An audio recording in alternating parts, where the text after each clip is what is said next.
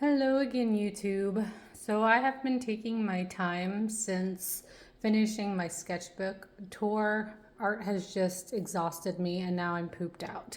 I've managed to do a couple of small things here and there, like I pulled out some of my chalk pastels, I pulled out my markers, I've done some silly doodles in Procreate, but I haven't actually managed to complete anything. However, I have managed to do another impromptu art haul. It was totally by accident. Me and the husband went out for brunch this morning, and then lo and behold, a brand new Michaels just had its grand opening. So I had to go take a look just to see what was inside. And I was a little bit, I guess, sort of pleasantly surprised. It was all familiar, but different at the same time. So I got a few things.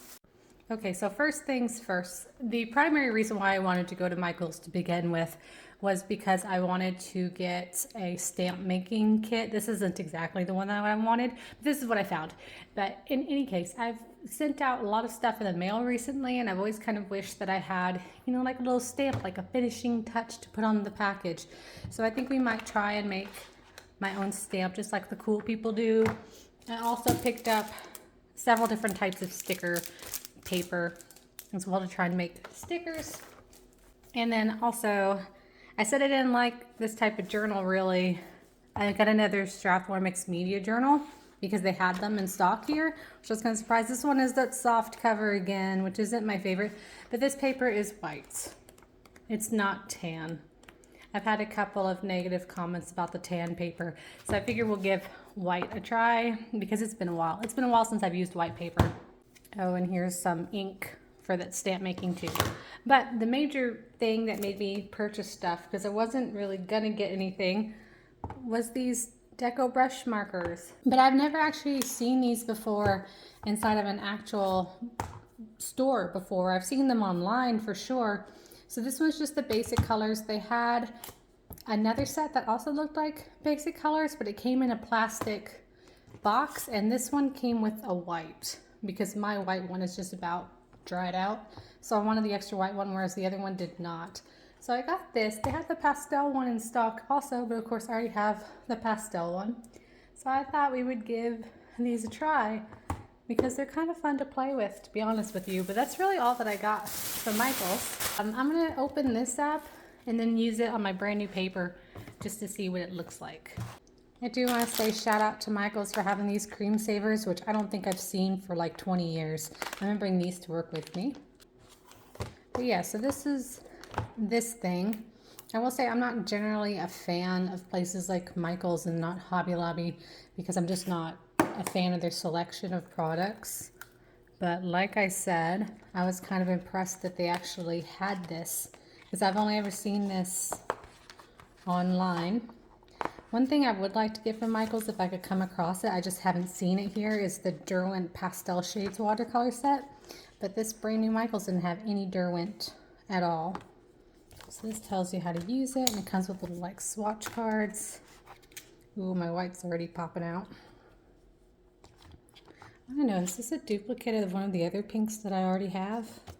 I think this is my complete set of the pastel shades colors. So no, I don't think I have any duplicates. It suggests that you store these horizontally, and I've honestly been storing them kind of incorrectly. As far as I know, I've been using the pink ones still on some of my lion manes, so I'm pretty sure the other colors still work. The pink ones do. My white one kind of died. I'm gonna sit here and try and bring my old pastel ones back to life a little bit. But if you don't know what these deco markers are, it says that they're kind of similar to acrylic paints. When I've used them before in the past, I've kind of used them like Posca pens essentially, but they don't have the Posca pen tip. You know where like the Posca pens where you have to pump the thing up against the paper? These are kind of more like a brush tip marker.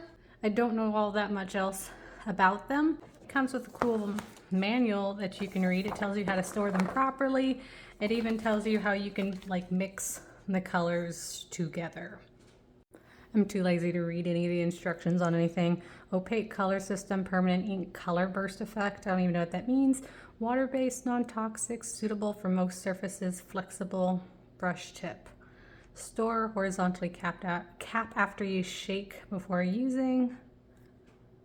And you can see it kind of has a little brush tip shape to it. These seem to come back to life so much easier than some of the other acrylic paint pens that I own. I own some acrylographs, and after not using them, they just kind of die out really quickly. These ones just shake them pretty good. The color in these actually kind of remind me of those milky colors. Hold on. Like the Pentel Milky brush. I think these work very similarly the same. I don't know if they're the exact same thing. These ones are much brushier brush pen, kind of like the Posca brush pen, whereas these are like a foam. I'm sorry if y'all think that I know what I'm talking about when it comes to art supplies. I don't. If they just look fun and pretty, I want them, and I try to get them. But that's as far as my patience goes for actually learning about stuff. So let me see here. We're gonna start swatching the ones that I just purchased today. I can't really swatch the white one out because I'm using white paper because you guys told me to. Me trying to find the pigment information. I know it's on this other one. This is Canary. The little swatch sheet they give me is very, like, these are stickers. You can peel these up. I guess I could do that and just, no, I'm not going to. We're gonna leave those in place. These are like a very delicate Posca pen.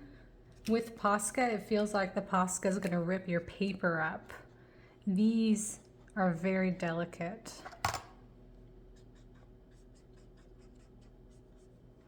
You know what, I might just do an extra red swatch just so I can put the white on top just to see what the white does.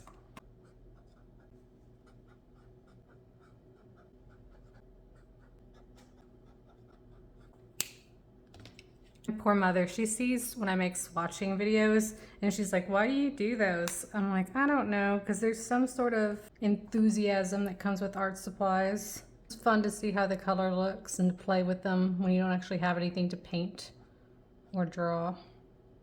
Basic color set. I'm gonna see if I can bring my pastel ones back to life real quick. Some of these have survived a little bit better than others. The last time I actually played with all of these was when I first got them, and I posted them to TikTok. That had to have been well over a year ago. And I think my primary issue with the pastel colors was like some of these pink ones, like this pink in particular, obviously like the yellow, they're very highlighter colored. So I did manage to complete like an entire illustration with them. And here it is. So I managed to complete an entire illustration with them. However, they were so almost like neon fluorescent, the scanner couldn't pick up some of the colors. So I had that issue that you can see where the colors kind of go down very soft.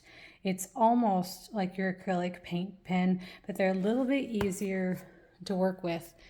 I almost wonder what would happen if I used these paint pens like on the front cover. I don't think I'm brave enough to try and do an entire illustration because if you screw this up, then you're just in trouble. However, I can do just like silly little hearts or something, right?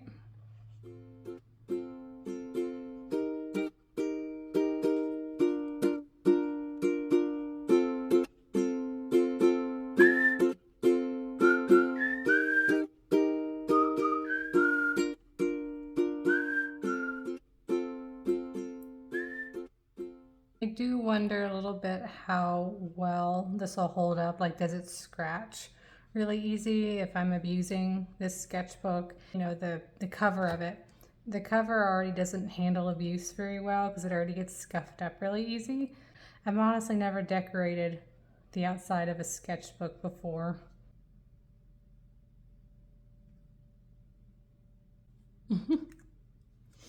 Y'all, and this is why I was getting ahead of myself, and for whatever reason I was just trying to like bring me back to the year 2000, I guess, and I was trying to write 2000 on here.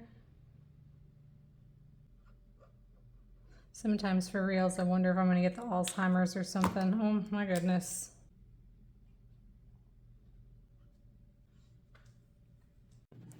Okay, so I'm not really quite sure what I'm doing here. I managed to do some little ice cream cones. My little pastel pens are in fact kind of dying. It kind of prioritized those over the brand new ones that I just used. But that's not too bad for a first page. I don't think I'm going to fill out this entire book like I did my other journal. I'm going to try and just hang out and be loose and stress-free on that. But I think that looks pretty cute for a first page. So I think what I'm going to do next is I'm going to try and make my stamps. And I'll probably do that in another video sometime later this week when I have a day off. But that's all that I have for this video. I will see you guys again. Bye-bye.